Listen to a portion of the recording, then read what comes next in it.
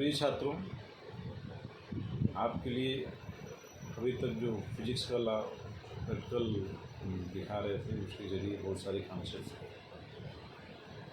हमने डेमो दिया। अब मैथमेटिक्स का प्रैक्टिकल हम लोग शुरू करने वाले हैं, उसका सीरीज। मैथ्स के बहुत सारे कॉन्सेप्ट्स हैं और उसके बाद केमिस्ट्री के बहुत सारे कॉन्सेप्ट्स प्रैक्टिकल के जरिए हम लोग सीखेंगे। तो बायोलॉजी के भी बहुत सारे कॉन्सेप्ट प्रैक्टिकल के जरिए सीखेंगे। उसके बाद फिर हम लोग अंग्रेजी अपना शुरू करेंगे। तो ये जो सीरीज़ चालू हुआ है ये math, physics, chemistry, bio plus English, इसमें हम बहुत सारे जो साइंस के कॉन्सेप्ट हैं, मैथ्स, इंग्लिश, केमिस्ट्री, बायो, वो छोटे छोटे कॉन्सेप्ट जो बहुत ही महत्वपूर्ण हैं उसको हम प्रैक्टिकल के ज़रिए समझने की कोशिश करेंगे। और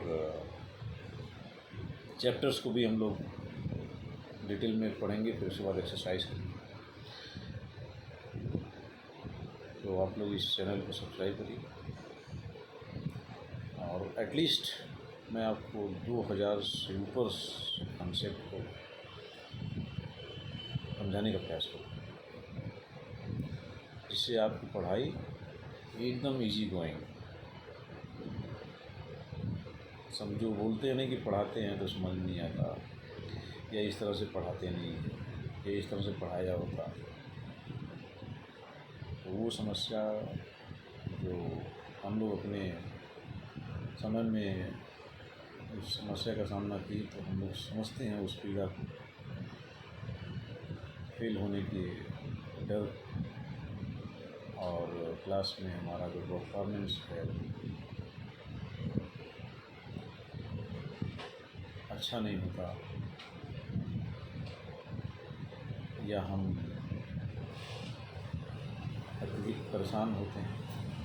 बहुत सारे ऐसे कॉन्सेप्ट जो बहुत ही आसान है समझने में, लेकिन ऐसा लगता है कि वो रॉकेट साइंस है। So nothing is rocket science, only you need to have the core understanding of the concept, right. So there is nothing like rocket science,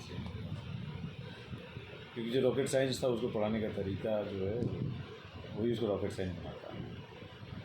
otherwise हमने इतना स्टडी करने के बाद one thing that I realized is nothing is beyond your capability to understand. It should be taught in such a manner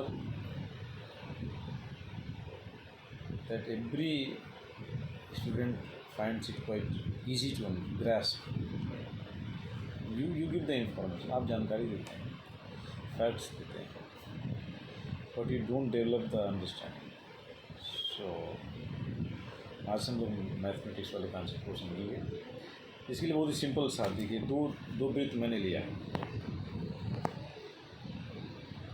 ये दो वृत्त paper से मैंने काटा है, वृत्ताकार कागज़, और दोनों को एक उसमें से एक पार्ट को मैंने चिपका दिया एक तरफ। और इसमें वृत्त के जितने भी जुड़े वृत्त से जुड़े कॉन्सेप्ट है उसको हम देखेंगे। बहुत ही आसान है, पेपर नुमा। तो पहला जो आप इसमें देखिए,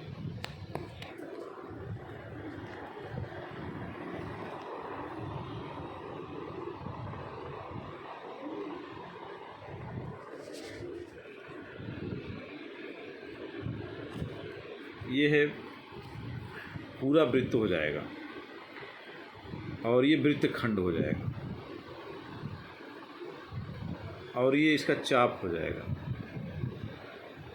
तो वृत्त के परिधि का छोटा सा भाग और ये वृत्त खंड हो जाएगा। तो इस चाप द्वारा केंद्र पर अंतरित कोण, चाप से हम केंद्र को मिलाएंगे तो ये जो कोण बनेगा इस चाप द्वारा अंतरित कोण होगा और यह जीवा हो जाएगी, परिधि के किन्हीं दो बिंदुओं को मिलाने वाली रेखा। फिर आप इसको ऐसे मोड़ दीजिए। इसमें आप देखेंगे कि जो सबसे बड़ी जीवा होती है जो केंद्र से होकर गुजरती है वह व्यास कहलाता है, इसको डी से दिखाते हैं।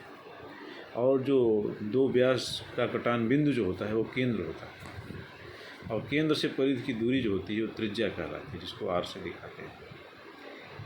तो आप ये पाएंगे कि इसमें वृत्त से जुड़ी हुई सभी चीज़ें आप आसानी से समझ सकते हैं।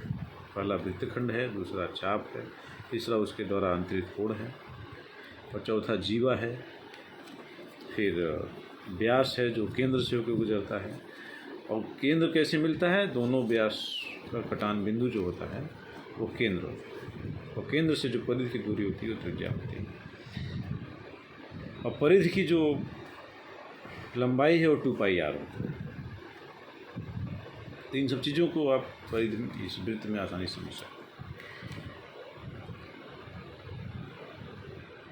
हैं। ये कॉन्सेप्ट आप वृत्त से जुड़ी सभी चीज़ों का कॉन्सेप्ट आप समझ सकते हैं। Thank you.